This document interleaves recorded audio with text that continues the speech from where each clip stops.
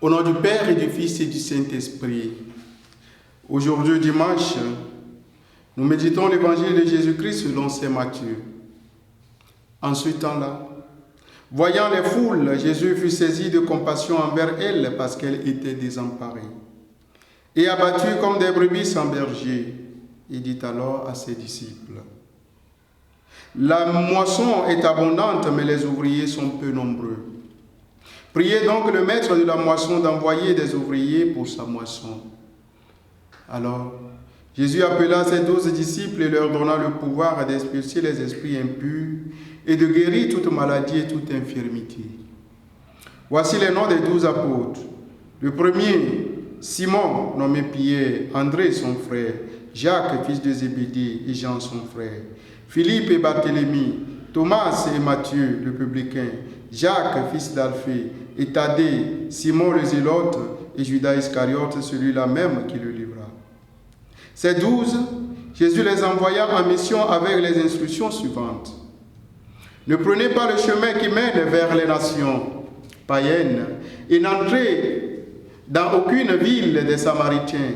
Allez plutôt vers les brebis perdues de la maison d'Israël.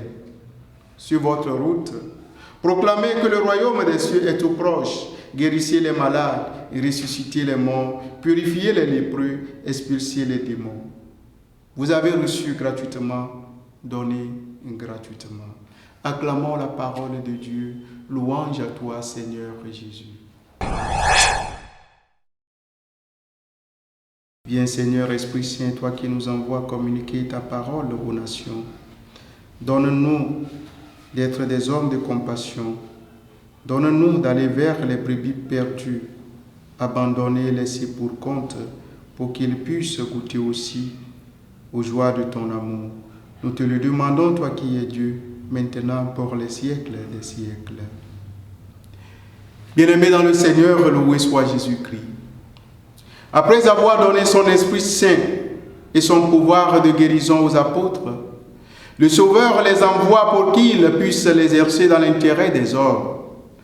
C'est ce que nous indique l'évangéliste Matthieu.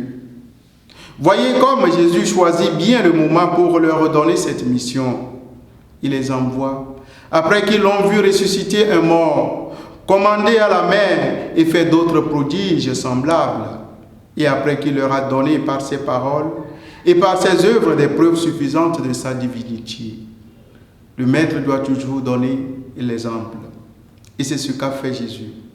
En les envoyant, il leur enseigne où ils devaient aller, ce qu'ils doivent dire et ce qu'ils doivent faire. Et d'abord, où doivent-ils aller? Il leur donne les instructions suivantes. Vous n'irez point vers les gentils et vous n'entrerez pas dans les villes des Samaritains, mais allez plutôt aux brebis perdues de la maison d'Israël. Ce commandement, frères et sœurs, n'est pas contraire à celui qui leur donna plus tard. Allez enseigner toutes les nations. Car le premier a été donné avant et le second après la résurrection du Sauveur. Il fallait en effet que l'évangile fût d'abord annoncé aux Juifs pour leur ôter cette excuse qu'ils avaient rejeté le Seigneur parce qu'il avait envoyé ses apôtres aux Samaritains et aux gentils. Jésus ne veut pas leur donner de raison. Bien-aimés dans le Seigneur.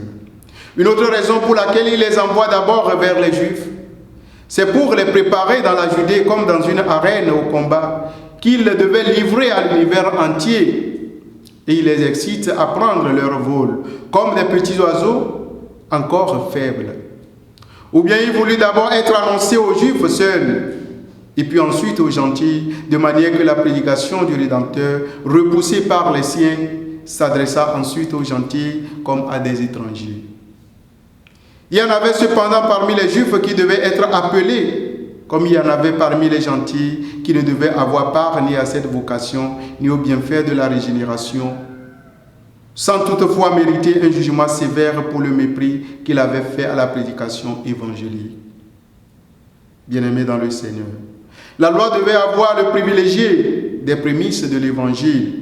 Et l'incrédulité d'Israël devait être d'autant moins excusable que les avertissements lui avaient été prodigués avec un plus grand zèle. Le Sauveur ne veut pas leur donner à penser qu'il nourrissait contre eux de la haine, parce qu'il l'accablait d'outrage et l'appelait possédé du démon. Il s'applique donc à les rendre meilleurs et il détourne ses disciples de toute autre occupation pour les leur envoyer comme des médecins et comme des docteurs. Il ne se contente pas de leur défendre, de prêcher à d'autres qu'aux Juifs. Il ne leur accorde même pas de prendre la route qui les aurait conduits chez les gentils. Et parce que les Samaritains étaient les ennemis des Juifs, bien qu'ils fussent plus faciles à convertir à la foi, il ne permet pas à ses disciples de leur annoncer l'Évangile avant de l'avoir prêché aux Juifs. Quel amour pour les Juifs, ses frères, bien-aimés dans le Seigneur. Après leur avoir appris où ils doivent aller, il leur enseigne quel doit être le sujet de leur prédication. Il s'agit de l'annonce du royaume. C'est le nœud fondamental de leur prédication. Et au ministère sacré de la prédication du royaume, le Seigneur ajoute le pouvoir de faire des miracles afin que la manifestation de cette puissance ouvrit les cœurs à la foi et qu'une prédication toute nouvelle fût accompagnée d'œuvres d'un ordre tout nouveau. C'est pour cela qu'il leur dit: rendez la santé aux malades, ressuscitez les morts, guérissez les lépreux, chassez les démons. Bien-aimés dans le Seigneur, dans la crainte que personne ne voulût croire à ces hommes simples et grossiers, sans science, sans lettres, sans éloquence, qui venaient promettre le royaume des cieux, il leur donne le pouvoir d'opérer ces miracles pour que la grandeur des prodiges fût une preuve de la grandeur des promesses de Dieu. Bien-aimés dans le Seigneur nous envoie tous à aller prêcher la bonne nouvelle du salut à nos frères. Mais quelle est notre destination? Quels sont nos destinataires? Est-ce les pauvres ou les pauvres? Est-ce les misérables ou les gens qui ont le pouvoir de décider de notre bonheur? Le Seigneur nous invite à la compassion. Soyons compatissants et allons vers les plus pauvres, les Anaïm de Yahvé. Et que Dieu Tout-Puissant vous bénisse, le Père, le Fils et le Saint-Esprit. Donne ta vie à Dieu.